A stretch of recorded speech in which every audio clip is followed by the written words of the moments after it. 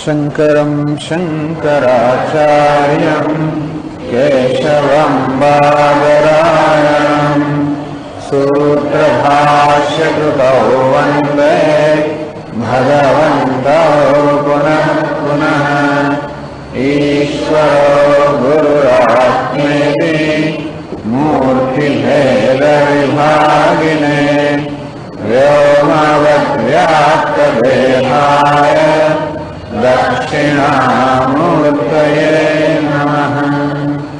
नमः श्री शंकरानंद गुरुपादाम्बुजन्मने सविलास महामोह ग्राहग्रासैक कर्मणे।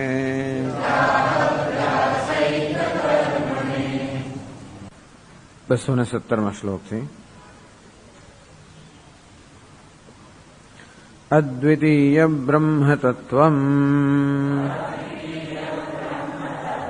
न जानन्ति यदा तदा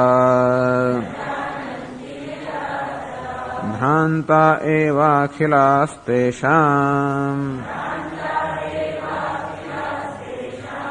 क्व मुक्तिः क्वेह वा सुखम्। उत्तमाधमभावश्चेत् तेषां स्यादस्तु तेन किम्। स्वप्नस्थराज्यभिक्षाभ्याम् न बुद्धस्पृश्यते खलु तस्मान्मुमुक्षुभिर्नैव मतिर्जेवेशवादयोः कार्या किन्तु ब्रह्मतत्त्वम् विचार्यं बुध्यताञ्च तत्। पूर्वपक्षतया तौ चेत् तत्त्वनिश्चयहेतुताम् प्राप्नुतोऽस्तु निमज्जस्व तयोर्नैतावतावशः। असङ्गचिद्विभुर्जीवः साङ्ख्योक्तस्तादृगीश्वरः योगोक्तस्तत्त्वमोरर्थौ शुद्धौ ताविति चेच्छृणु। न तत्त्वमोरुभावार्थौ अस्मत्सिद्धान्तताङ्गतौ अद्वैतबोधनायै सा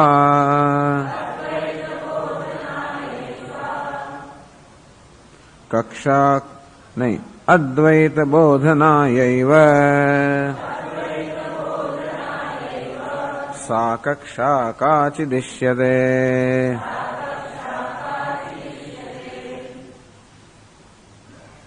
अद्वितीय ब्रह्म तत्वम न जानन्ति यदा यदा अद्वितीय ब्रह्म तत्वम न जानन्ति ब्रह्म जो अद्वितीय છે એ બ્રહ્મને ન જાણતા હોય તથા ભ્રાંતાઃ એવ અખિલાઃ તો જેમનો આ સિવાયનો બીજો કોઈ અભિપ્રાય હોય છે બ્રહ્મ વિશે આત્મા વિશેનો બીજો કોઈ પણ અભિપ્રાય હોય આત્મા એક અદ્વિતીય છે એ સિવાય બીજો કશો પણ અભિપ્રાય ધરાવતો હોય અર્થાત जीवने ईश्वर करता भिन्न मानता है जीवने जगत करता भिन्न मानता है और कोई प्रकार अभिप्राय जे कोई तत्वचिंतक को धरावता है भ्रांता एव अखिलाः ए बधा खरेखर भ्रांत છે અર્થાત એમને તત્વનો નિશ્ચય નથી પરંતુ તત્વને બદલે વિપરીત જ્ઞાન છે।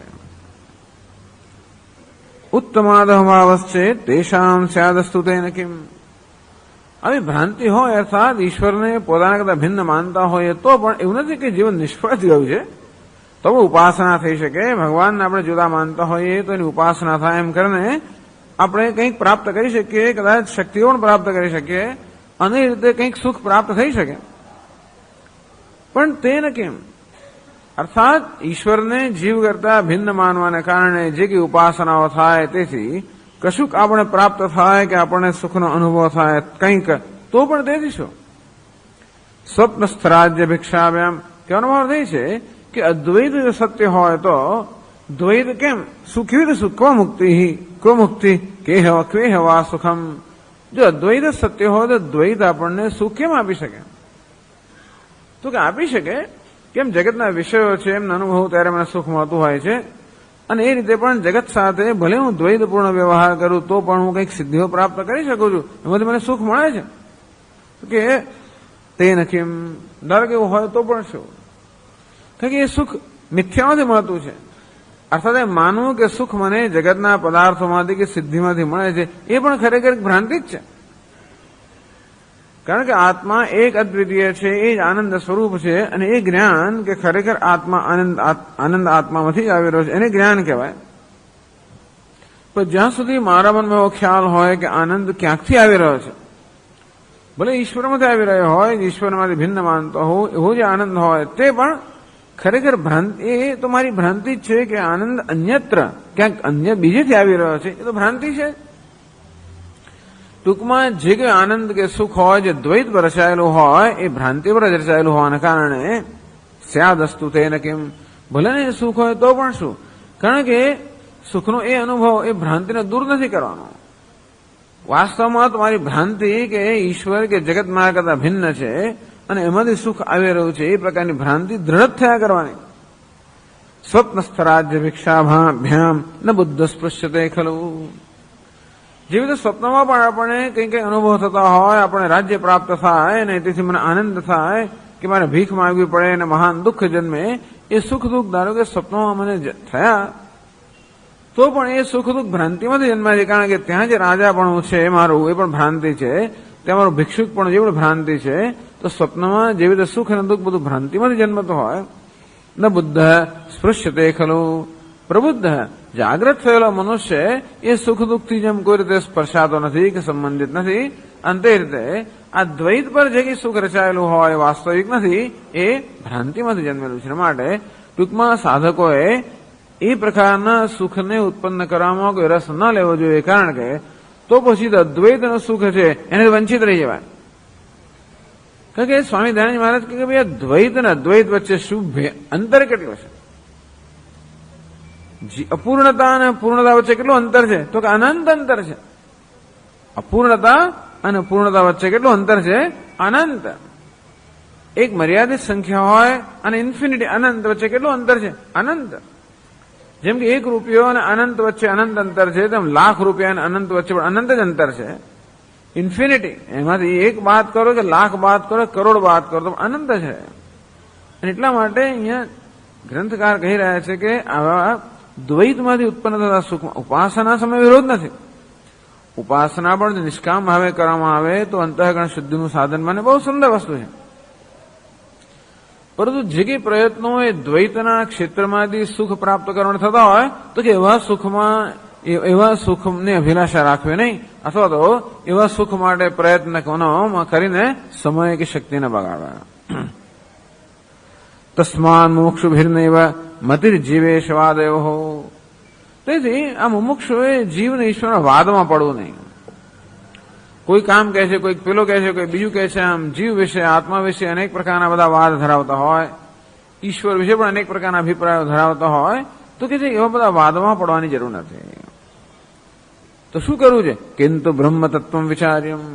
મુમુક્ષુ એટલે મુક્તમિચ્છુ, જે મુક્ત થવા માંગે છે. તો જે મુક્ત થવા માંગે છે એને તો માત્ર આ અદ્વૈતના જ્ઞાન માટે પોતે સમર્પિત થવું જોઈએ. અને તેથી બ્રહ્મ તત્વમ વિચાર્યમ, એને તો જીવ અને ઈશ્વર બંનેનું અધિષ્ઠાન છે એ બ્રહ્મ તત્વનો વિચાર કરવો જોઈએ. જીવ વિશે ગમે તેટલું જાણીએ તો પણ શું, છેવટો એ ભ્રાંતિમાં ઉત્પન્ન થયેલી એક ખ્યાલ છે, ભ્રાંતિ છે. તે રીતે ઈશ્વર પણ એ રીતે જોવા જઈએ તો ભ્રાંતિ છે. બંનેનું સત્ય તો ખરેખર પરમ બ્રહ્મ છે. તો ધારો કે જીવ વિશે બધું જાણીએ તો પણ શું, શરીર વિશે ઘણું બધું જાણીએ, ઘણી બધી વસ્તુ બહુ બધું જાણીએ જગતમાં તો પણ શું, એ બધું જ્ઞાન આપણને મુક્તિ અપાવનાર નથી, કંઈક બીજો સંતોષ અપાવી શકે. આપણું જનરલ નોલેજ ઘણું બધું વધ્યું, આપણું જ્ઞાન, સામાન્ય જ્ઞાનમાં ખૂબ વધારો થયો, એમ કરીને આપણે કંઈક સંતોષ જન્મે, એ વાત બરાબર છે. અથવા ભાઈ સોક્રેટિસ આમ કહ્યું ને પ્લેટોએ પેલું કહ્યું ને કેન્ટે ફલાણું કહ્યું ને પેલાએ કશું કહ્યું, દુનિયાના હજાર બધું સરસ સરસ કહ્યું, ભાઈ બધું જાણીને મારા મગજની અંદર ભરું તો કદાચ મને સંતોષ થાય કે આહા. અથવા તો પેલા 10 આચાર્યોના આપણે લઈએ ટીકાઓ અને પછી દરેકને આણે આમ કહ્યું ને પેલા પેલું કહ્યું, આ સરખામણી, આ બધું સારું છે. વિદ્વત્તા માટે, સ્કોલરશીપ માટે સારું હોય, એનાથી આપણને કંઈક સંતોષ મળતો હોય, પરંતુ એ પ્રકારનું જે જ્ઞાન છે એ આપણને મુક્ત કરનારું જ્ઞાન નથી. એટલે ગ્રંથકાર કહે છે કે જે જ્ઞાન મુક્ત કરનારું છે એ તરફ જ મુમુક્ષુની દ્રષ્ટિ હોવી જોઈએ, એ જ મુમુક્ષુ માટે મહત્વનું હોવું જોઈએ. એના માટે ખોટા વાદમાં ન પડવું જોઈએ. બ્રહ્મતત્વ વિચાર્યમ બુદ્ધ્યતામ ચેતત, માત્ર બ્રહ્મતત્વ જે જીવ અને ઈશ્વર બંનેનું અધિષ્ઠાન છે. એટલે જીવને પણ જો વાસ્તવિક જાણ્યો ક્યારે કહેવાય? એ બ્રહ્મ છે એમ જાણીએ ત્યારે. ઈશ્વરને પણ વાસ્તવિક રીતે જાણ્યો ક્યારે કહેવાય? એ બ્રહ્મ છે. એ રીતે ઈશ્વરનું જ્ઞાન થાય ત્યારે જ ખરેખર ઈશ્વરનું યથાર્થ જ્ઞાન થયું કહેવાય. તેથી જીવ અને ઈશ્વર બંનેનું જે અધિષ્ઠાન છે એ બ્રહ્મ તત્વનો માટે વિચાર કરવો જોઈએ, ચિંતન કરવું જોઈએ શાસ્ત્રની મદદથી. બુદ્ધિતામ છે તત, અને વિચારના પરિણામે એ તત્વનું જ્ઞાન પ્રાપ્ત કરવું જોઈએ.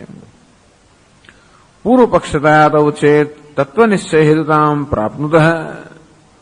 પણ તમે બ્રહ્મ તત્વનો વિચાર કરતા હો ત્યારે પણ ઘણીવાર પૂર્વ પક્ષના રૂપમાં બીજા બધા ચિંતકોએ શું કહ્યું છે એ ઘણા મદદરૂપ થાય છે. તો કે આપણી સમજને સ્પષ્ટ કરવા માટે ઘણીવાર પૂર્વ પક્ષ, સાંખ્ય લોકો આમ કહે છે કે નૈયાયિકો આમ કહે છે કે ક્રિશ્ચિયનો આમ કહે કે બીજા કોઈ આમ કહે છે, તો એ લોકોનો જ અભિપ્રાય છે એ ઘણીવાર મદદરૂપ થતો હોય છે પૂર્વ પક્ષ રીતે. એટલા જ માટે કે એ પ્રકારના એમના જ અભિપ્રાયો છે એમાં કયા પ્રકારના વિચારનો દોષ રહેલો છે. કે કોઈક સાંખ્ય હોય કે નૈયાયિકો હોય, એ જે પ્રકારના નિર્ણય પર આવ્યા એ પ્રકારના નિર્ણય પર આવવામાં કયા પ્રકારનો વિચારનો દોષ રહેલો છે એ સમજીએ આપણે, તો આપણે દોષમાંથી મુક્ત થઈએ. એટલા પૂરતું એ પૂર્વ પક્ષ પૂરતું આપણે એ વાદોનું ચિંતન કરીએ તો ઠીક છે. અસ્તુ ભલે તેને એ તાવતા અવશ્ય ન નિમજ્જસ્વ, પરંતુ બસ આટલું એમનું એટલે એમનું મહત્વ ખરું. ટૂંકમાં શક્ય છે કે બીજા બધા તત્વચિંતકોના જે અભિપ્રાયો છે એ પણ આપણે કંઈક અંશે જાણવા જોઈએ, જેથી આપણો પોતાનો જે અભિપ્રાય કે આપણું પોતાની સમજ સ્પષ્ટ બને. એ માટે જો ઉપયોગી થતા હોય, પોતાની સમજની સ્પષ્ટતા પ્રાપ્ત કરવા માટે બીજા બધાના અભિપ્રાયો સમજવા જો ઉપયોગી થતા હોય તો જરૂર તમે કરો, પણ એ હેતુથી. પછી પેલું કંઈક એક સાંખ્યની એક કારિકાની ચિંતન કરવા માટે પછી તો આખો ઘણીવાર થતું ને એવું થાય. એ દરેકને એક રસાસ્વાદ કે ઘણીવાર કહેવાય અમારા વડીલો કે પહેલાના જમાનામાં સ્કૂલમાં પણ અંગ્રેજી માધ્યમ હતું, તો અંગ્રેજી શબ્દ ના આવડતો તો અંગ્રેજી ડિક્શનરી, અંગ્રેજી શબ્દ શોધવા, એનો અર્થ શોધવા માટે શબ્દ કાઢે તો એનો બીજો અંગ્રેજી અર્થ આપેલો, એ પાછો ના આવડે, એ શોધવા માટે વળી પાછળ જાઓ એનો ત્રીજો, એમ કરતા કરતા ચક્કર ચાલ્યા કરે. અને પછી રસ પડે. મને યાદ છે, ખબર છે ને કે એકવાર ડિક્શનરી આપણે શબ્દકોશ ખાડીએ, આમ ખોલીએ એક શબ્દમાં, પછી આજુબાજુના શબ્દો તરત મન થાય, એમ કરતા કરતા 15 મિનિટ ક્યાંય નીકળી જાય તમારે. આવું થતું હોય છે. એટલે દરેક વસ્તુનો પોતાનો કંઈક રસાસ્વાદ હોય છે. તેવી રીતે આપણે કંઈક ધારો કે પૂર્વ પક્ષના રૂપમાં કોઈ નૈયાયિક લોકો અમુક વિષયમાં શું કહે છે એ આપણે ધારો કે જોવાનો એમનો ગ્રંથ ખોલીએ કે આમાં ભાષ્યમાં શું કહ્યું છે, પછી તો આજુબાજુ જવાનું મન થાય ને પછી તો ધીમે ધીમે આમ, એટલે એનો પણ એક રસાસ્વાદ હોય છે ઘણી વાર. ન નિમજ્જસ્વ, એમાં તમે ડૂબી ના જશો, એમાં ગરકાવ ના થઈ જશો. એટલે કે એને અંતર રાખજો અસંગતાથી. ટૂંકમાં બીજા બધા શાસ્ત્રોનું અધ્યયન કરવાની જરૂર પડે તો કરો. એમ કરવાથી વેદાંત શાસ્ત્રની સમજમાં જો સ્પષ્ટતા પ્રાપ્ત થતી હોય તો બીજી બધી વસ્તુનું અધ્યયન કરવાની જરૂર પડે તો કરો. પરંતુ એટલું યાદ રાખવાનું કે એ અધ્યયન માત્ર આ વેદાંતની સ્પષ્ટ સમજ માટે છે, અધ્યયન માટે નથી. ટૂંકમાં વેદાંત શાસ્ત્રના અધ્યયન માટે વ્યાકરણ શીખવું પડે તો શીખો, ન્યાય શીખવો પડે તો શીખો, મીમાંસા જે કંઈ શીખવું પડે એ શીખો. કેટલી કક્ષામાં શીખવાનું? જેટલી કક્ષામાં વેદાંતના અધ્યયન અને ચિંતન માટે ઉપયોગી હોય. નહીં તો પછી તો વ્યાકરણ વૈયાકરણનો વળી પાછું પોતાની ફિલોસોફી, એમની પણ એક તત્વ ચિંતન બધું હોય છે. એટલે એ બધામાં જો આપણે જઈએ તો કંઈ અંત જ ના આવે. અને દરેકમાં એટલા બધા ઊંડાણો હોય છે કે જો એમાં આપણે પ્રવેશ કરો તો આપણે અંદર ડૂબી જઈએ. એટલે કે છે નહીં, તમે ડૂબી ના જશો, ગરકાવ ના થઈશો, એ દરેકનો તમે જે જોઈએ તમારે જરૂરિયાત પૂરતો ઉપયોગ કરો, બસ. અસંગચિદ વિભુર્જીવ સાંખ્યોક્ત તાદૃગીશ્વર યોગોક્ત. પણ આપ જે રીતે જીવનું અને ઈશ્વરનું તત્વનું નિરૂપણ કરો છો, આપ કહો છો કે બ્રહ્મ એ જીવનું અધિષ્ઠાન છે, બ્રહ્મ એ ઈશ્વરનું અધિષ્ઠાન છે. શુદ્ધ ચૈતન્ય, જીવનો પણ મૂળ સ્વભાવ શુદ્ધ ચૈતન્ય છે, ઈશ્વરનો પણ મૂળ સ્વભાવ કે તત્વ શુદ્ધ ચૈતન્ય છે. પણ એવું તો સાંખ્ય લોકો કહે છે. સાંખ્ય લોકો એમ જ કહે છે કે અસંગચિત વિભુર જીવ. આ જીવ જે છે એ અસંગ ચિત્ર ચૈતન્ય વિભુડ વ્યાપક છે. તો એનો અભિપ્રાય એ આપણે જેવું જ કહે છે. અને યોગી લોકો પણ એમ કહે છે કે ઈશ્વર પણ એવો અસંગ ચૈતન્ય છે.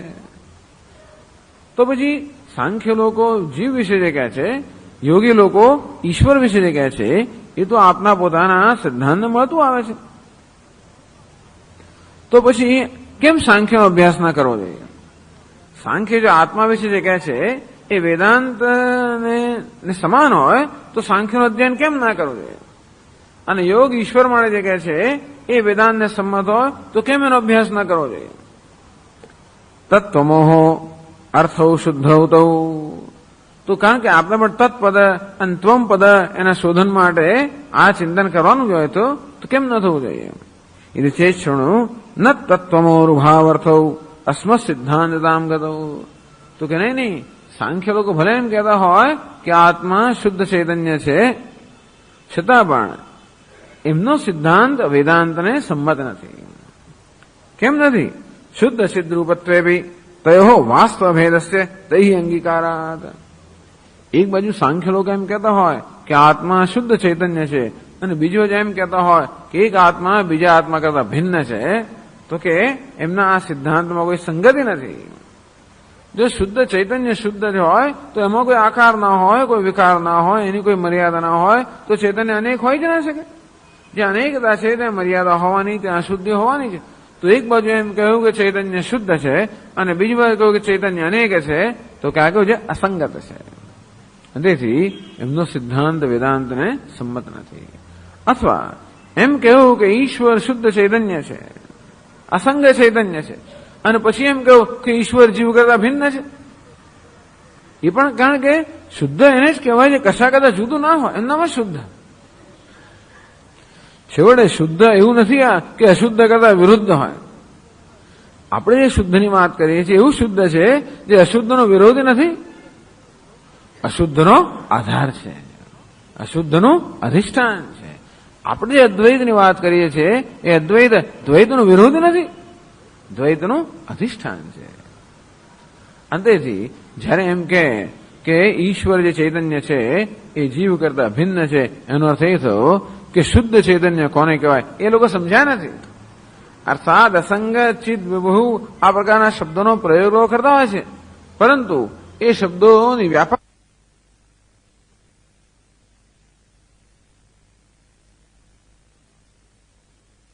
તો પૂછે છે કે આપ કહો છો કે બ્રહ્મ તત્વનો જ વિચાર કરવો જોઈએ, જીવને ઈશ્વરવાદમાં ન પડવું જોઈએ, માત્ર બ્રહ્મ તત્વનું જ ચિંતન કરવું જોઈએ. પરંતુ આપના શાસ્ત્રોની અંદર જીવ એટલે ત્વમપદ, એ ત્વમપદનું શોધન એનો પણ ઘણો વિચાર થયેલો છે. ઈશ્વર એટલે તત્પદ એના પર પણ ઘણો વિચાર થયો છે. અને તેથી જીવાત્માનું જે જીવ ચૈતન્ય છે એના આપ કુટસ્થ કહો છો, ઈશ્વરનું અધિષ્ઠાન છે તેના બ્રહ્મ કહો છો. તો આવી રીતે જુદું જુદું ચિંતન તો થતું જ હોય છે. તો શા પર તો કેમ કહો છો કે સાંખ્ય અને યોગ આપણને ઉપયોગી નથી? તો કે છે અદ્વૈત બોધના એવ સા કક્ષા કાચી દિશ્યતે. તો કે અમે પણ જરૂર ત્વમપદ એટલે જીવ કોણ છે, આત્માનું શું સ્વરૂપ છે એનું ચિંતન સ્વતંત્ર કરતા હોઈએ છીએ. તત્પદ એટલે કે ઈશ્વરનું શું સ્વરૂપ છે એનું પણ ચિંતન કરતા હોઈએ છીએ. એ ચિંતન કરવાની એક પ્રક્રિયા છે. આપણે જયારે જીવ અને ઈશ્વર એટલે ત્વમપદ અને તત્પદ એનું જયારે ચિંતન સ્વતંત્ર કરતા હોઈએ ત્યારે કયા પ્રકારનું ચિંતન થતું હોય જેથી એ ચિંતન એ બેના ઐક્યમાં પરિણમે. આપણે માત્ર આત્માનું ચિંતન માટે નથી કરતા, પણ આત્મા કેવી રીતે બ્રહ્મથી અભિન્ન છે, ઈશ્વર પણ કેવી રીતે બ્રહ્મથી અભિન્ન છે એ રીતનું અનુકૂળ ચિંતન કરતા હોઈએ છીએ.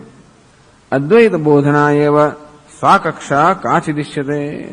તો કે અદ્વૈતનું જ્ઞાન પ્રાપ્ત કરવા માટે કેટલેક અંશે આપણે જીવનો સ્વતંત્ર વિચાર કરતા હોઈએ છીએ, ઈશ્વરનો સ્વતંત્ર વિચાર કરતા હોઈએ છીએ.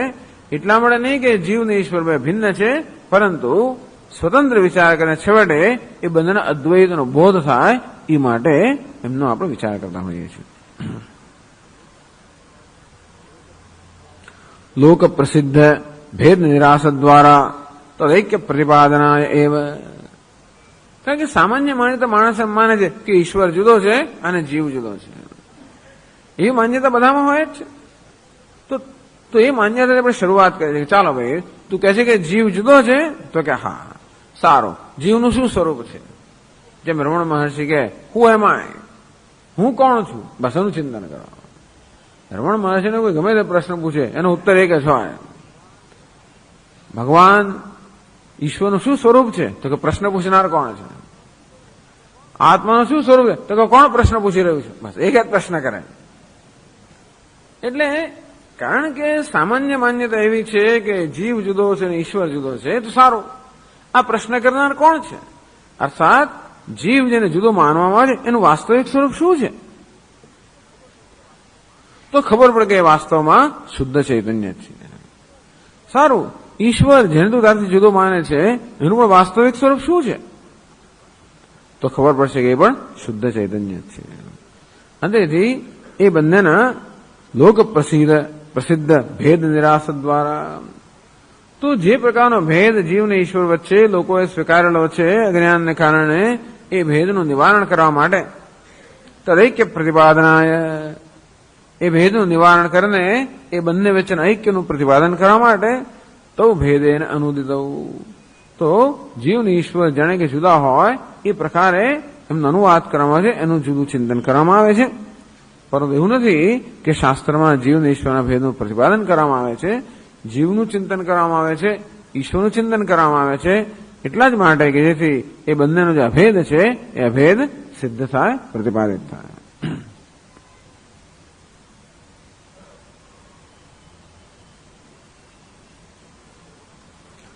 કે છે 223માં શ્લોકમાં આગળ,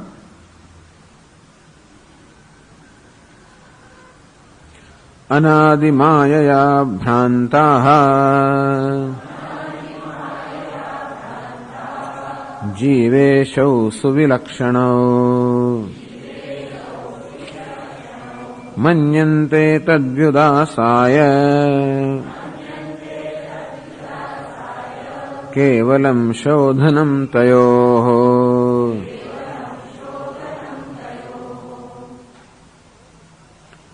અનાદિમાયા ભ્રાંતાઃ વિપરીત જ્ઞાનમ પ્રાપ્તાઃ. આ માયા કેવી છે? અનાદિ. તો પ્રત્યેક જીવ અનાદિ માયામાં જાણે કે સૂતેલો હોય, અર્થાત અનાદિકાળથી દરેક જીવ આ માયાના પ્રભાવમાં છે, અજ્ઞાનના પ્રભાવમાં છે. અને તેથી જન્મે ત્યારથી જ મનુષ્ય કેવો પણ જીવ અજ્ઞાનની જન્મતો હોય છે. એ અજ્ઞાન જ હંમેશા અધ્યાસ કે અધ્યારોપ ઉત્પન્ન કરતો હોય, અને તેથી જન્મ્યા ત્યારથી આ દેહને કે ઉપાધિને આત્મા માનવામાં આવતો જ હોય છે. અને તેથી દરેક આ ભ્રમ લઈને જ જન્મ્યું હોય છે કે હું આ ઉપાધિ છું, હું અલ્પ છું, દેશ કાળમાં મર્યાદિત છું, જીવ છું, સંસારી છું, અસહાય છું, આ પ્રકારની માન્યતા લઈને જન્મતા હોય છે. સાથે સાથે જગતનું સર્જન કરનાર ઈશ્વર કે જગતનું નિયંત્ર ઈશ્વર સર્વજ્ઞ છે, સર્વશક્તિમાન છે, મારા કરતા ભિન્ન છે, આ પ્રકારની માન્યતા લઈને જ જન્મતા હોય છે. અનાદિમાયા ભ્રાંતાઃ. હવે ઘણા લોકો શું કરતા હોય છે કે એ ભેદ જે આપણે લઈને જન્મ્યા છે અજ્ઞાનને કારણે, એ ભેદને સત્યતા આપીને આખી ફિલોસોફી ઉત્પન્ન કરે કે આ જીવ કેવો ઈશ્વર કરતા જુદો છે, ઈશ્વર જીવ કરતા જુદો છે. જીવેશૌ સુવિલક્ષણો મન્યન્તે. તો જીવ અને ઈશ્વર બંને કરતા ભિન્ન લક્ષણ ધરાવનારા છે એવું માને છે. સામાન્ય રીતે લોકો પણ માને છે. જીવ કેવો છે? કર્તૃત્વાદમત્વમ જીવસ્ય. હું જીવ કેવો છું? કર્તા ભોક્તા સુખી દુઃખી એવો છું. સર્વજ્ઞત્વાદ ગુણયોગિત્વમ ચ ઈશ્વરસ્ય.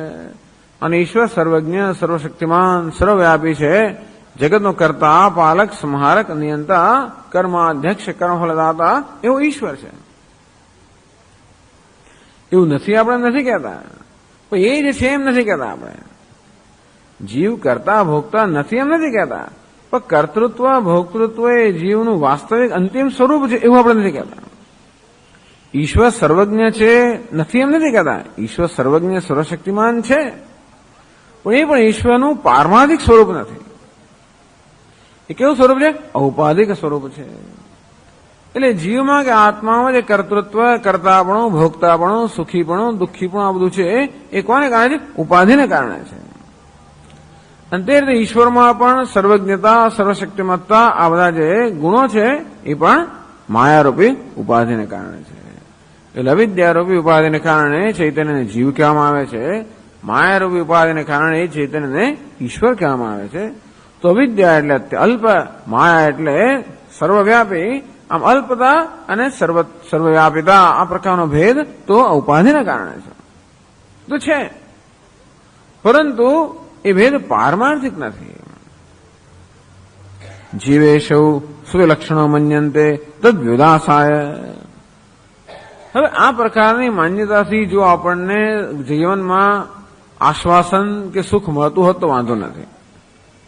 તો મારી જાતને કરતા ભોગતા સુખી દુઃખી માનવાથી જો મને કઈ વાંધો ન આવતો અર્થાત હું જો મારું જીવન સુખેથી વ્યતીત કરી શકતો હોત તો વાંધો નથી, તો કઈ ચિંતા નથી. જીવનમાં ઘણા બધા ભ્રમ આપણે સેવીએ છીએ. ભ્રમ આપણને કોઈ રીતે દુઃખ નથી આપતા કે મુશ્કેલી નથી ઉભી કરતા, ચાલવા દઈએ છીએ. જેમ કે સૂર્ય રોજ ઉગે છે, રોજ આસમે છે, ભ્રમ જ છે, છતાંય પણ એનાથી આપણા જીવનમાં કઈ દુઃખ નથી થતું તો વાંધો નથી. પણ જે ભ્રમ આપણે દુઃખનું કારણ બનતા હોય એ ભ્રમ તરફ આપણું ધ્યાન દોરાવવું જોઈએ. તો કે જીવ એટલે કે હું કરતા છું, ભોગતા છું, સુખી છું, દુઃખી છું, સંસારી છું, આ તો બહુ દુઃખ આપનારો ભ્રમ છે. ઈશ્વર સર્વજ્ઞ સર્વશક્તિમાન છે એ દુઃખ નથી આપતો, પણ ઈશ્વર મારા કરતા ભિન્ન છે એ વસ્તુ પણ દુઃખ આપનારી છે. આમ હું અલ્પ છું એ પણ દુઃખ આપનારું છે, અને ભગવાન મારા કરતા જુદો છે એ પણ દુઃખ આપનારું છે.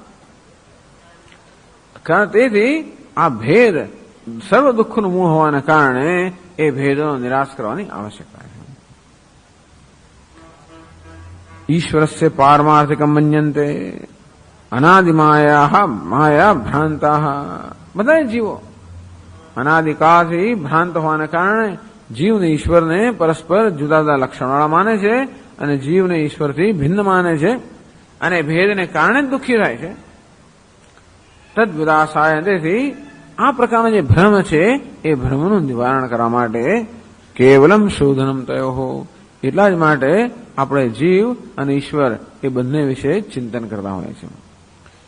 આપણે આગળ કહ્યું કે તમે જીવ અને ઈશ્વરનો વાદ છોડી દો, માત્ર બ્રહ્મનું ચિંતન કરો. પણ તમે પોતે જીવનું ઈશ્વરનું ચિંતન કરતા હો છો? પેલો પૂછે છે. વેદાંત શાસ્ત્રમાં પણ આત્માનું જીવનું ઘણું ચિંતન આવે છે. એમ ભગવદ્ ગીતાની અંદર પણ પહેલા 6 અધ્યાયની અંદર જીવાત્માનું ચિંતન છે. નૈનમ છિન્નંતિ શસ્ત્રાણી નૈનમ દહતિ પાવકઃ ન જાયતે મ્રિયતે વા કદાચિત. આ પ્રમાણે આત્માનું શું વાસ્તવિક શોધનમ ઉભૌતવનું વિજાનિત નાયમ હંતિ ન હન્યતે. તો કોઈ એમ માનતું હોય યૈનમ વેત્ય હંતારમ યસ્યૈનમ મન્યતે હતમ, જો કોઈ માનતો હોય કે આ જીવ કરતા છે કે ભોગતા છે, હનન કરનાર છે કે હણાય છે, ઉભૌતવનું વિજાનિત, બંનેમાંથી એકેને આત્માનું વાસ્તવિક જ્ઞાન નથી. નાયમ હંતિ ન હન્યતે, આત્મા કોઈનું હનન કરતો પણ નથી કે હણાતો પણ નથી. એ કોઈ કર્મનો કરતા પણ નથી કે ભોગતા પણ નથી. તો આ રીતે આ જીવનું શોધન એટલે શુદ્ધિકરણ, અશુદ્ધિ દૂર કરવી. જેમ પેલી ધાતુ હોય ને, એ ધાતુ જયારે નીકળે ત્યારે અંદર ઘણી બધી અશુદ્ધિઓ હોય ને, એને અગ્નિમાં શોધન કરે, એમ અશુદ્ધિ દૂર કરે. તે રીતે જીવ એટલે કે આત્મા વિશે આપણી જે પ્રકારની માન્યતાઓ છે એનું શોધન, એમાં જે કંઈક અશુદ્ધ વસ્તુ છે દૂર કરવાની. આપણે આત્મા વિશે જાણીએ બધું ખોટું નથી, એમાં જે ખોટો અંશ છે દૂર કરવાનો. ધાતુનું શોધન કરે તો માત્ર એમાંથી અશુદ્ધિ દૂર કરવાની. તેવી રીતે જીવ એટલે કે પોતાના વિશે જે પ્રકારના ખ્યાલ આપણે ધરાવીએ છીએ એમાં જે અશુદ્ધિ છે દૂર કરવાની. તેથી ઈશ્વર વિશે પણ આપણે જે ખ્યાલ ધરાવતા હોઈએ એમાં અશુદ્ધિ છે દૂર કરવાની. એટલે શાસ્ત્રમાં વિરુદ્ધ અંશનો ત્યાગ ઘણી ચર્ચા થઈ ગઈ છે ને, આ ગ્રંથમાં ચર્ચા આવ્યા જ કરે છે. તત્વમસી, તું ઈશ્વર બ્રહ્મ છે તો કેમ હોઈ શકે? તો મારામાં જે અલ્પતા છે એ બ્રહ્મ કેમ હોઈ શકે? તો એ વિરુદ્ધ અંશ છે, એ ઉપાધિને કારણે છે એનો ત્યાગ. પણ ઈશ્વર સર્વજ્ઞ સર્વશક્તિમાન છે, હું કેમ એ હોઈ શકે? એ પણ ઉપાધિને કારણે છે. તો ઉપાધિને પારમાર્થિક માનવાના કારણે જે પ્રકારનો ભેદ જન્મ્યો છે એ ભેદ આપણામાં અને ઈશ્વરમાં વિરોધ ઉત્પન્ન કરે છે. તો વિરુદ્ધ અંશનો અશુદ્ધનો ત્યાગ કરવાનું નામ છે શોધનમ. એટલે કેવલમ શોધનમ તયો તદ્વિદાસાય. આમ જીવ એનું શોધન, જીવ વિશેનો મારો જે ખ્યાલ છે એનું શોધન, અર્થાત મારા ખ્યાલમાં જે અશુદ્ધિઓ છે, જે દોષ છે એને દૂર કરવા અને મારા ખ્યાલને સ્પષ્ટ કરવો. તે જ રીતે ઈશ્વર વિશે જે ખ્યાલ ધરાવતો હોઉં એ ખ્યાલમાં જે અશુદ્ધિ છે એટલે દૂર કરવાની. હું ઈશ્વર જે ખ્યાલ ધરાવું, ઈશ્વર છે તો કે શુદ્ધ છે, ઈશ્વર પૂર્ણ છે એ પણ શુદ્ધ છે, ઈશ્વર મારા કરતા ભિન્ન છે તો કે અશુદ્ધિ છે, એટલું દૂર કરવાનું. હું છું એ શુદ્ધ છે, હું ચેતન છું શુદ્ધ છે, હું મારી સાથે પ્રિય છું શુદ્ધ છે, હું અલ્પ છું અશુદ્ધ છે તો કે એ દૂર કરવાનું. આનું નામ છે શોધન. જે અશુદ્ધિ હોય એને દૂર કરવી. એટલા માટે જે પ્રકારનો ખ્યાલ આપણે આત્મા વિશે, જે વિશે ધરાવતા હોઈએ એ ખ્યાલની ચકાસણી કરવામાં આવે છે. નેતિ નેતિ પેલો હું સ્થૂલ છું તો કે નહીં, અણુ છું તો કે નહીં, લાંબો છું, ટૂંકો છું, સારો છું, ખરાબ તો કે નહીં નહીં નહીં. એ કેવું છે? અશુદ્ધિ છે. કારણ કે એ ખ્યાલો ઉપાધિમાંથી જન્મ, ઉપાધિમાં અહમભાવથી જન્મેલા છે. આમ નકારે એ નેતિ નેતિથી માત્ર અશુદ્ધિ દૂર કરે છે. તેમ ઈશ્વર વિશે પણ એવો જે ખ્યાલ હોય જે આપણને ઈશ્વર કરતા ભિન્ન બતાવે, ઈશ્વરને આપણા કરતા જુદા બતાવે, તો એ ખ્યાલની અશુદ્ધિ છે એ દૂર કરવાની જરૂર છે. એટલે જીવેશો સુવિલક્ષણો મન્યંતે તદ્વિદાસાય. તો જીવ અને ઈશ્વરને પરસ્પર ભિન્ન જે માનવામાં આવે છે એ ભેદનું નિરાકરણ કરવા માટે કેવલમ તયો શોધનમ, એટલા માટે જ આ જીવ અને ઈશ્વરનું ચિંતન શાસ્ત્રમાં છે. શાસ્ત્રમાં બ્રહ્મચિંતન જ હોવું જોઈએ, છતાં પણ જીવ અને ઈશ્વરનું ચિંતન પણ છે. એ શેને કારણે? એના વાદમાં પડવા માટે નહીં, એમાં ડૂબી જવા માટે નહીં, માત્ર એમાં જે અશુદ્ધિ છે એ સુધી દૂર કરવા માટે કરીને એ બંનેનું ઐક્ય છે, ઐક્યનું જ્ઞાન, ઐક્યનું પ્રતિપાદન કરવા માટે છે.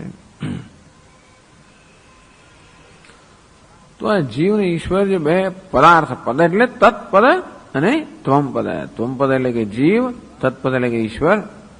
પદાર્થ શોધન પ્રકારમ એવા દિદર્શયિષુ. તો કેવી રીતે આ બધાનું શોધન થાય છે?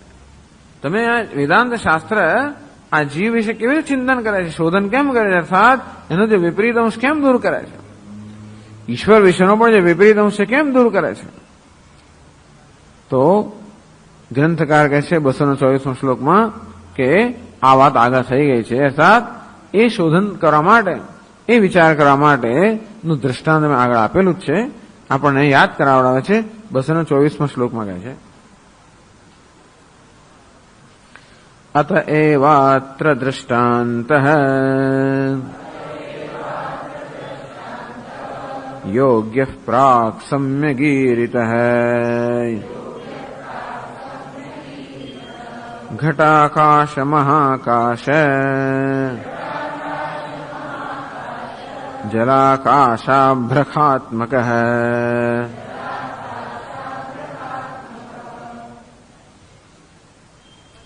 અતએવ એટલા જ માટે માત્ર અમે આગળ દ્રષ્ટાંત આપ્યું, ઘટાકાશ, મહાકાશ, જલાકાશ અને અભ્ર મેઘાકાશ. બહુ બધું પાછું વારંવાર આ બધું યાદ કરવું પડે છે, બહુ લાંબુ આ પ્રકાર છે ને. એટલે ઘટાકાશ, જલાકાશ, મહાકાશ, મેઘાકાશ. આ ઘડો છે, ઘડાની અંદર ધારો કે જળ ભર્યું, એક તો ઘડો છે, ઘડામાં એક આકાશ છે એને કહેવાય ઘટાકાશ, અને ઘટની બહારનો આકાશ એને કહેવાય મહાકાશ. આ ઘટની અંદર જળ હોય તો જળની અંદર પેલા આકાશનું પ્રતિબિંબ પડે એને આપણે કહીએ જલાકાશ. એને વ્યષ્ટિ જળ કહીએ, વ્યક્તિગત જળ કહીએ. સમષ્ટિ જળ કોને કહેવાય? તો કે આકાશ મેઘથી છવાઈ ગયું હોય તો મેઘ પણ ખરેખર તો જળના જ બનેલા છે, માટે એ મેઘાકાશને સમષ્ટિ જળ કહીએ. તો જેવી રીતે આ વ્યક્તિગત જળની અંદર પેલો આકાશનું પ્રતિબિંબ પડે, આપણે એને જલાકાશ કહીએ, તેમ એ સમષ્ટિ જળ મેઘ છે, એમાં જ આકાશનું પ્રતિબિંબ પડે, આપણે મેઘાકાશ કહીએ. એક જલાકાશ, બીજું મેઘાકાશ. વ્યક્તિગત જળમાં પડેલું પ્રતિબિંબ એટલે જલાકાશ, સમષ્ટિ જળમાં પડેલું પ્રતિબિંબ એટલે મેઘાકાશ. તેમ આ એક ઘટાકાશ, એ વ્યક્તિગત એક આકાશ, અને પેલું છે મહાકાશ. આવું દ્રષ્ટાંત આપ્યું. ઘટાકાશ, મહાકાશ. આ ઘટના સંદર્ભમાંનું આકાશ ઘટાકાશ, અને ઘટરૂપી ઉપાધિ વગરનો આકાશ મહાકાશ. તેમ જલાકાશ, આ વ્યક્તિગત જલ જે છે એમાં એની સાથે સંયોજેલો આકાશ જલાકાશ. અભ્ર એટલે કે મેઘ, તો ખ એટલે કે આકાશ, મેઘાકાશ એટલે સમષ્ટિ જળ સાથે સંયોજેલું મેઘાકાશ. આજે દૃષ્ટાંત અતઃ એવ અત્ર દૃષ્ટાંત યોગ્ય પ્રાક સમ્યગીરિત. એટલા જ માટે, કારણ કે આ તત્ અને ત્વમ બંને પદાર્થોનું શોધન કરવાની આવશ્યકતા છે, માટે જ પ્રાક પહેલા, એકદમ પહેલા, તરત જ ત્રીજા ચોથા શ્લોકથી શરૂ થઈ ગયા દૃષ્ટાંત. તો કે આજે પેલા એનું ચિત્રપટનું દૃષ્ટાંત આપ્યું, અને પછી આ આકાશનું દૃષ્ટાંત આપ્યું. તો બે દૃષ્ટાંત આપે છે શરૂઆતની અંદર. એક ચિત્રપટનું દૃષ્ટાંત આપ્યું, અને બીજું આ આકાશનું દૃષ્ટાંત આપ્યું. ચિત્રપટનું દૃષ્ટાંત આપ્યું ચૈતન્યની ભિન્ન અવસ્થાઓ બતાવવા માટે. આકાશ દૃષ્ટાંત આપ્યું કે ઉપાધિને કારણે જે ભેદ છે એ ભેદ કેવો છે, તો કે વાસ્તવિક નથી. યોગ્ય દૃષ્ટાંત પ્રાક સમ્યગીરિત. એકદમ પ્રારંભમાં આ દૃષ્ટાંત અમે બહુ સારી રીતે કહેલો છે. તો પછી આ દૃષ્ટાંત તમે કેવી રીતે, ચાલો આ દૃષ્ટાંતો આપ્યું, પણ એ દૃષ્ટાંતનો ઉપયોગ તમે કેવી રીતે કરો છો, એનાથી આ તત્ અને ત્વમ કે જીવ ને ઈશ્વર આજે છે એને સમજવામાં કેમ મદદરૂપ થાય છે. તો 225માં શ્લોકમાં કહે છે, જલાભ્રોપાધ્યધીને તે જલાકાશાભ્રખેતયોઃ આધારૌ તુ ઘટાકાશ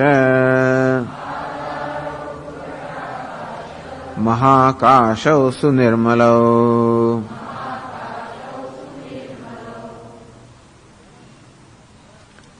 જલ અભ્ર ઉપાધિ અધીને તે જલાકાશ અભ્રખે. એક જલાકાશ અને મેઘાકાશ. આ જલાકાશ આવો ખ્યાલ પણ કેવી જન્મ્યો, જેમ કે ઘટાકાશ. અભિજાતનો ઘટાકાશ નામનો ખ્યાલ મનમાં જન્મ્યો કેવી રીતે?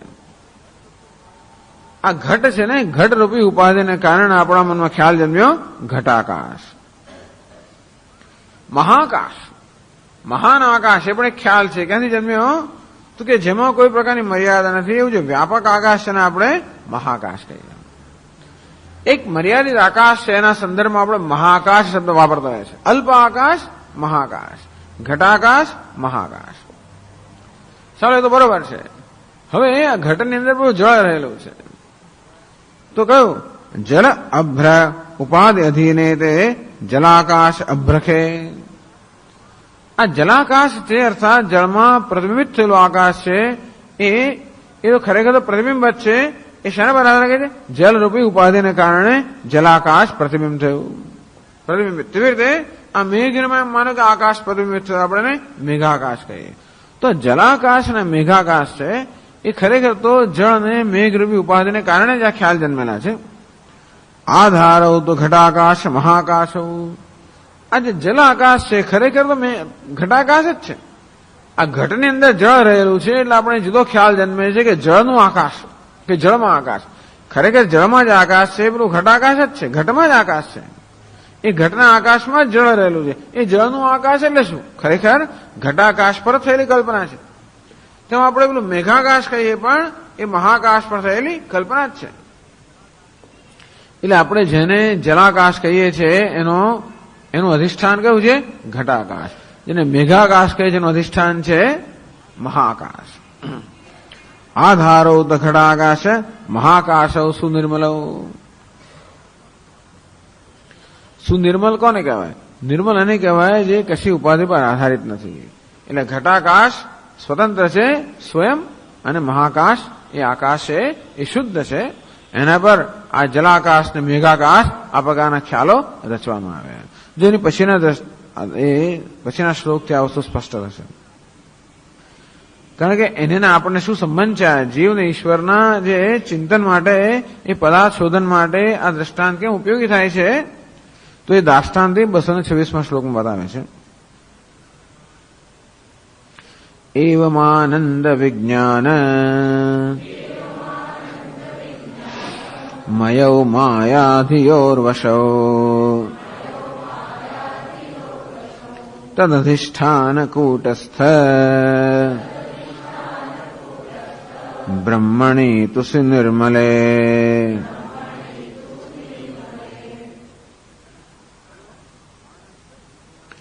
એવં આનંદ વિજ્ઞાનમયો માયા ધિયો વશૌ. ચાલો હવે આપણે આપણી વાત કરીએ તો આ એક વ્યક્તિગત ઉપાધિ છે. આપણને ઘટ કહીએ. આપણે ઉપાધિ જે છે દેહ મન ઇન્દ્રિય વગેરે ભલેની ઉપાધિ એ ઘટસ્થાનીય છે. જેમ ઘટાકાશનું દ્રષ્ટાંત આપ્યું તેમાં ઘટસ્થાનીય કોણ છે? આપણી આ વ્યક્તિગત ઉપાધિ. તો જેવી રીતે ઘડામાં જળ છે તેવી રીતે આ દેહની અંદર આપણું એક અંતઃકરણ રહેલું છે. એ જળમાં જેમ પેલું આકાશ પ્રતિબિંબિત થાય તેમ અંતઃકરણ પેલું ચૈતન્ય પ્રતિબિંબિત થાય. એને કારણે આપણે એમ ખ્યાલ જન્મે કે હું જીવ છું. જો પ્રતિબિંબ કેવી વસ્તુ છે કે જે પેલું પ્રતિબિંબ કોનો પક્ષપાત કરતો હોય? ઉપાધિનો પક્ષપાત કરે. જેમ કે ચંદ્ર હોય આકાશની અંદર, એ ચંદ્રનું જળમાં પ્રતિબિંબ પડે તો પ્રતિબિંબનો સ્વભાવ કોણ નક્કી કરે? પેલું જળ નક્કી કરે. જળની અંદર તો થોડું ચલન હોય તો પ્રતિબિંબ પણ કેવું જણાતું હોય? જળ ધારો કે આમ થોડું કંપન હોય તો પ્રતિબિંબમાં પણ કંપન જણાય. જળમાં ધારો કચરો હોય તો પેલું પ્રતિબિંબ નિસ્તેજ જણાય. જળના અનેક પાત્રો હોય તો પ્રતિબિંબ અનેક જણાય. આમ પ્રતિબિંબ કેવું દેખાશે એનો નિર્ણય જળરૂપી ઉપાધિ કરતી હોય છે. એટલે આ પ્રતિબિંબનો સ્વભાવ છે કે જે ઉપાધિમાં પ્રતિબિંબિત થાય એના ગુણો જાણે કે ધારણ કરેલે. એટલે જળ કંપન, ગળની અંદર કંપન હોય જળમાં તો પેલું પ્રતિબિંબ જાણે કાંપતું હોય એમ જણાય. જળ અનેક હોય, પ્રતિબિંબ પણ અનેક હોય તેમ જણાય. જળમાં કચરો હોય તો પ્રતિબિંબ નિસ્તેજ હોય તેમ જણાય. ચંદ્ર એવું નથી, એક જ છે, નિશ્ચલ છે અને પ્રકાશમાન છે. અને છતાં પણ પેલા જળરૂપી ઉપાધિને કારણે એ છે એના કરતા જુદો હોવાનો ભ્રમ ઉત્પન્ન થઈ શકે. તે જ રીતે ચૈતન્યનું આ અંતઃકરણમાં પ્રતિબિંબ પડે છે તો એ પ્રતિબિંબને જ આત્મા માની લેવામાં આવે. ધારો કે પ્રતિબિંબને ચંદ્ર માની લેવામાં આવે તો કેટલી બધી ગેરસમજ જન્મે. અંતે રીતે ઉપાધિમાં અંતઃકરણમાં જે પ્રતિબિંબ પડે છે એને આપણે આત્મા માની લઈએ છીએ. તો પ્રતિબિંબ કેવું છે નક્કી કોણ કરે? આપણે ઉપાધિ નક્કી કરે. તો મનરૂપી જળ છે, એમાં વિક્ષેપ હોય તો હું એમ માનું કે હું વિક્ષિપ્ત છું. એમાં મલિનતા હોય, રાગદ્વેષ રૂપી મલિનતા હોય તો હું મલિન છું, નિસ્તેજ છું. એ ઉપાધિ અનેક હોય તો ખ્યાલ જન્મે કે આત્મા અનેક છે. આમ આત્મા નિસ્તેજ છે, આત્મા વિક્ષિપ્ત છે, આત્મા અનેક છે, આત્મા અલ્પ છે, મર્યાદિત છે. આ બધા ખ્યાલ જન્મ્યા એ કોને કારણે જન્મ્યા? પેલા અંતઃકરણ રૂપી ઉપાધિને કારણે. તેવી રીતે તો અહીંયા ઉપાધિ છે અને આપણે કહીએ અવિદ્યા કે વ્યષ્ટિ અંતઃકરણ. તો જેવી રીતે આપણું એક આ બુદ્ધિ છે, એક વ્યક્તિગત ઉપાધિ છે, તેમ સમષ્ટિ બુદ્ધિ એટલે માયા. તો સમષ્ટિ બુદ્ધિમાં પહેલા પ્રતિબિંબ આપણે કહીએ ઈશ્વર. એ સમષ્ટિ બુદ્ધિ કેવી છે? સર્વજ્ઞ છે. મારે ઈશ્વર કેવો છે? સર્વજ્ઞ. એ ચૈતન્ય આપણે કહીએ સર્વજ્ઞ. એ સમષ્ટિ બુદ્ધિમાં બધી શક્તિઓ છે, બધી ઈચ્છા શક્તિ, બધી જ્ઞાન શક્તિ, બધી ક્રિયાશક્તિનો આધાર છે. માટે એમાં પ્રતિબિંબિત થયેલા ચૈતન્યને આપણે કહીએ કે સર્વજ્ઞ છે, સર્વશક્તિમાન છે, સર્વવ્યાપી છે. પણ સર્વજ્ઞપણું, સર્વશક્તિમાનપણું, સર્વવ્યાપીપણું આ બધા ખરેખર ગુણ કોના છે? પેલી માયાના, સમષ્ટિ બુદ્ધિના, સમષ્ટિ ઉપાધિના. તે જ અલ્પપણું, અલ્પવ્યાપીપણું, અલ્પજ્ઞપણું આ બધા આ ધર્મ કોના છે? આ વ્યષ્ટિ ઉપાધિના. અંતેથી પેલું એક જલાકાશ, એ આપણું કેવું છે? અંતઃકરણ કે બુદ્ધિ. પેલું મેઘાકાશ એ કોના સ્થાને છે? તો મેઘ એ માયાના સ્થાને છે, જળ એ બુદ્ધિના સ્થાને છે. જળમાં પડેલું પ્રતિબિંબ જલાકાશ એ પેલો જીવના સ્થાને છે, મેઘમાં પડેલું પ્રતિબિંબ એટલે મેઘાકાશ એ ઈશ્વરના સ્થાને છે. પણ ખરેખર જેને આપણે જલાકાશ કહીએ છીએ એનું વાસ્તવિક તત્વ શું છે? પેલું ઘટાકાશ જ છે. જેને આપણે મેઘાકાશ કહીએ છીએ એનું વાસ્તવિક તત્વ શું છે? મહાકાશ. આકાશ જ વાસ્તવિક તત્વ છે. તે રીતે આપણે જેને જીવ કહીએ છીએ, અલ્પ કહીએ છીએ, એનું પણ વાસ્તવિક તત્વ કયું છે? એ શુદ્ધ ચૈતન્ય. અને આપણે જેને ઈશ્વર કહીએ છીએ, સર્વજ્ઞ સર્વશક્તિમાન કહીએ છીએ, એનું વાસ્તવિક તત્વ શુદ્ધ ચૈતન્ય. અંતેથી આ જે ભેદભાવ આપણે જણાય છે બધો ઉપાધિએ ઉભો કરેલો ભ્રમ છે. જેમ જળની અનેકતા પેલા ચંદ્રમાં અનેકતા ઉત્પન્ન કરે, જળની નિસ્તેજતા ચંદ્રમાં નિસ્તેજતા ઉત્પન્ન કરે, જળનું કંપન ચંદ્રમાં કંપન ઉત્પન્ન કરે, તે ઉપાધિની અનેકતા ચૈતન્યમાં જીવમાં અનેકતાનો ખ્યાલ ઉત્પન્ન કરે. આ જળની ઉપાધિની અલ્પતા ચૈતન્યમાં અલ્પતાનો ખ્યાલ ઉત્પન્ન કરે. તો આ બધા જે ખ્યાલો છે એ ભ્રમ છે, માટે એનું શોધન કરવાની જરૂર છે. એ દોષ કે અશુદ્ધિ દૂર કરવાની જરૂર છે. આ બધા ખ્યાલો તો ઉપાધિમાં અહંભાવના કારણે જન્મેલા છે. વાસ્તવમાં જે શુદ્ધ ચૈતન્ય, કારણ કે પ્રતિબિંબનું પણ છેવટે મૂળ તો સ્વરૂપ કેવું છે? બિંબ જ છે. અંતે રીતે જેને જીવ માનવામાં આવે છે એનું મૂળ સ્વરૂપ છે કૂટસ્થ ચૈતન્ય. ઈશ્વર માનવામાં આવે છે એનું મૂળ સ્વરૂપ છે બ્રહ્મ. એ કૂટસ્થ અને બ્રહ્મ જુદા નથી, એક જ ચૈતન્યના બે નામ છે. એટલે કહું તદ અધિષ્ઠાન કૂટસ્થ બ્રહ્મણી તું સુનિર્મલે. જીવનું અધિષ્ઠાન જે કૂટસ્થ, ઈશ્વરનું અધિષ્ઠાન જે બ્રહ્મ, એ બંને કહે છે સુનિર્મલે.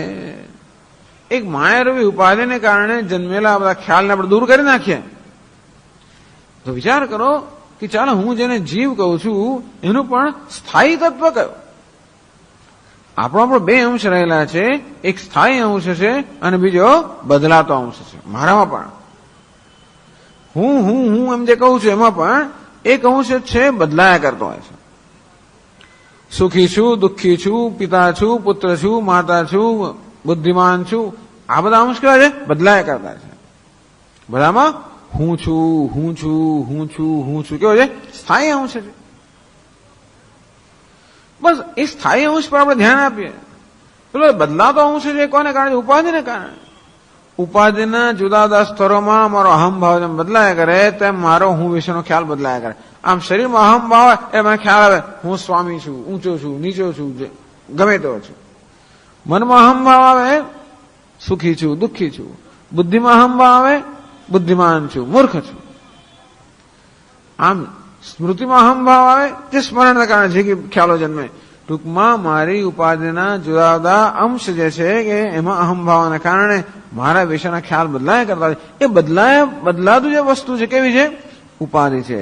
એ દરેકમાં જે સ્થાયી અંશ છે હું છું એ વાસ્તવમાં સત્ય અંશ છે, પારમાર્થિક અંશ છે.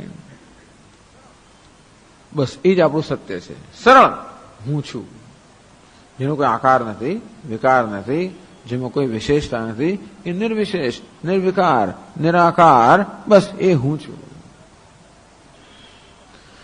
ઈશ્વર પણ હમણાં નિયંતા છે, હમણાં જગત કરતા છે, હમણાં પાલક છે, હમણાં સંહારક છે. સૃષ્ટિના પ્રારંભમાં ઈશ્વર આપણે કરતા કહીએ, અંતમાં એને આપણે સંહારક કહીએ, મધ્યમાં આપણે એને પાલક કહીએ, કર્મની દ્રષ્ટિએ એને કર્માધ્યક્ષ કહીએ, કર્મફળની દ્રષ્ટિએ કર્મફળ દાતા કહીએ. આમ જાત જાતનું કહેતા હોઈએ. આ બધા પણ ઈશ્વર છે બદલાતા અંશ છે. આ બધા બદલાતા અંશની અંદર પણ સમાન અંશ કેવો છે? છે અસ્તિ ભાતિ પ્રિય. તો જીવનો પણ સ્થાયી અંશ કયો?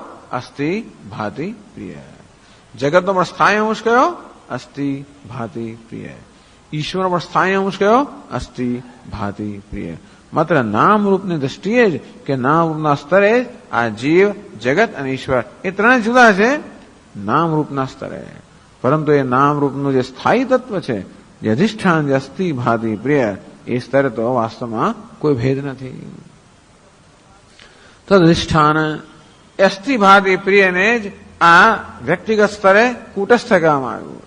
એ અસ્થિભાદી પ્રિયને સમષ્ટિના સંદર્ભમાં બ્રહ્મ કહેવામાં આવ્યું, પણ એમાં કોઈ વ્યષ્ટિપણો કે સમષ્ટિપણું છે નહીં. ખરેખર જોવા જઈએ તો આકાશમાં પણ કોઈ વ્યક્તિગત આકાશ અને સમષ્ટિ આકાશ એવું છે નહીં. આકાશ એટલે અવકાશ પ્રદાન કરનાર, એ ઘટાકાશ પણ એવું કઈ ઘટાકાશ નામની એક આકાશ જ છે. એ ઘટાકાશ ને મહાકાશ નામ પણ આપણે આપ્યા પેલા ઘટ ઉપાધિના કારણે, વાસ્તવમાં એક જ તત્વ છે આકાશ. તેમ કુટસ્થ અને બ્રહ્મ એવા નામ આપણે આપ્યા. વ્યક્તિ અને સમષ્ટિના સંદર્ભમાં વાસ્તવમાં એ બંનેમાં તત્વ એક જ છે, શુદ્ધ ચૈતન્ય. શુદ્ધ આકાશ એ એક જ તત્વ છે, તેમ શુદ્ધ ચૈતન્ય એ એક જ તત્વ છે.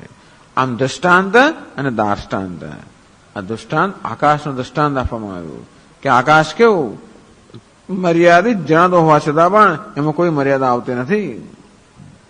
જે કોઈ મર્યાદા જણાય છે, જે કોઈ ભેદભાવ જણાય છે એ ઉપાધિને કારણે છે. તે રીતે જીવમાં ચૈતન્ય પણ જે મર્યાદાઓ જણાય છે એ વાસ્તવિક નથી, એ પણ ઉપાધિને કારણે છે. આ રીતે આપણા મનમાં જીવ વિશે અને ઈશ્વર વિશે જે ખ્યાલ છે એ ખ્યાલમાં જે અશુદ્ધ અંશ છે એને દૂર કરવાની જરૂર છે. એ અશુદ્ધ અંશ ક્યાંથી આવ્યો? ઉપાધિને સત્ય માનવાને કારણે. જીવ અહીં પણ આ ઘટને સત્ય માનીએ તો એમ માની લઈએ કે ઘટમાં આકાશ જાણે કે મર્યાદિત થઈ ગયું.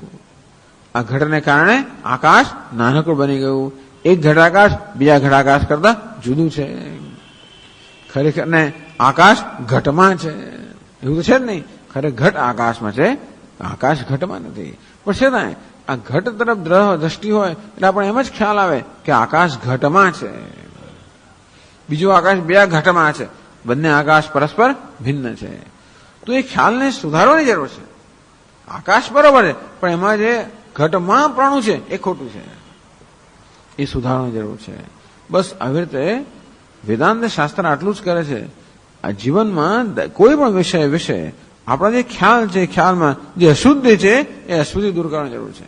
દરેક ખ્યાલમાં કશુંક સત્યાંશ હોય છે.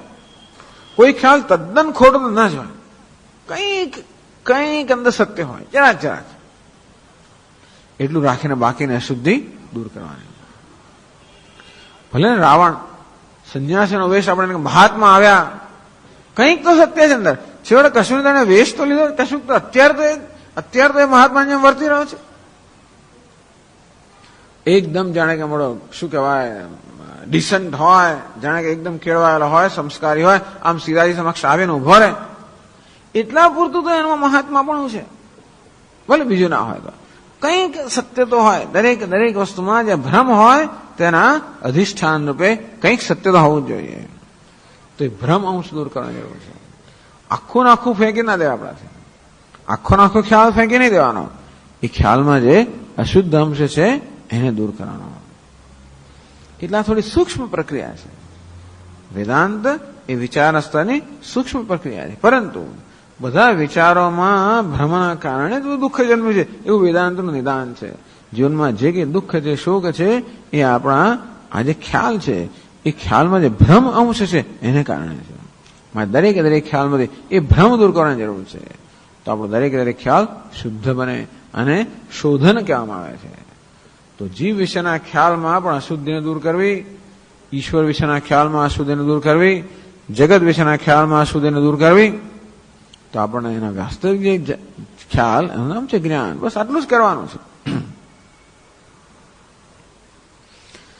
અને એટલે વેદાંત શાસ્ત્રમાં પણ જીવ અને ઈશ્વર વિશે ચિંતન કરવામાં આવે છે.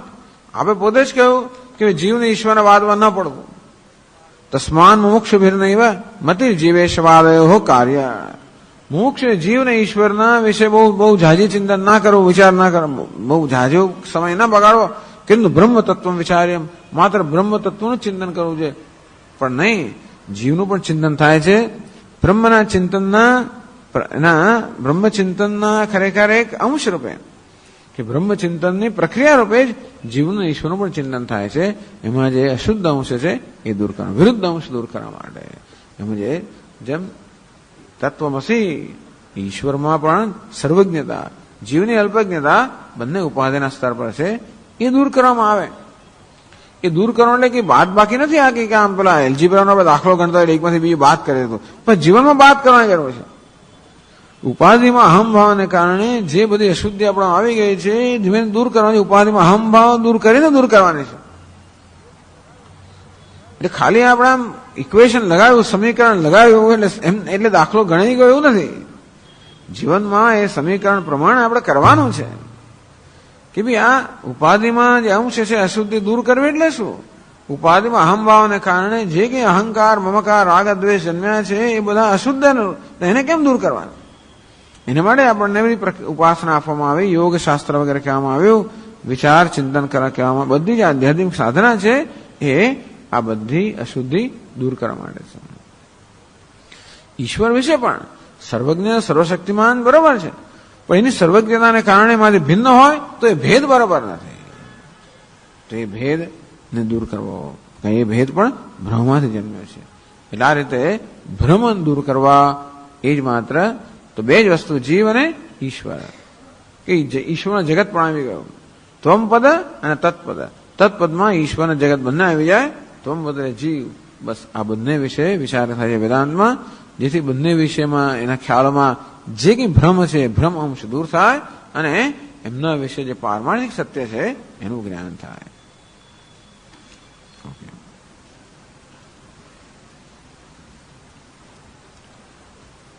ઓમ પૂર્ણમદ પૂર્ણમિદં પૂર્ણાત પૂર્ણમુદચ્યતે પૂર્ણસ્ય પૂર્ણમાદાય પૂર્ણમેવાવશિષ્યતે. ઓમ શાંતિ શાંતિ શાંતિ. શંકરં શંકરાચાર્યં કેશવં બાદરાયણં સૂત્રભાષ્યકૃતૌ વંદે ભગવन्तौ પુનઃ પુનઃ. ઈશ્વરો ગુરુરાત્મેતિ મૂર્તિભેદવિભાગિને વ્યોમવદ્વ્યાપ્તદેહાય દક્ષિણામૂર્તયે નમઃ. ઓમ શાંતિ શાંતિ શાંતિ. હરિ ઓમ. શ્રી ગુરુભ્યો